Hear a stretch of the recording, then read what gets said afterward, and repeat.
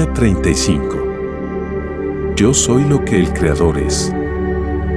Luego, yo soy la energía, la salud y la armonía que limpia el cuerpo y el mundo de toda cosa discordante.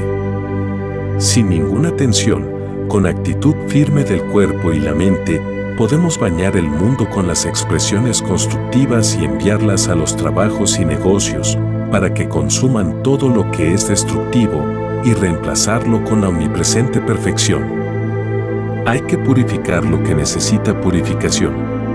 No es necesario hablar en voz alta, mas sí, con tono firme. A solas en su aposento, puede afirmar su declaración.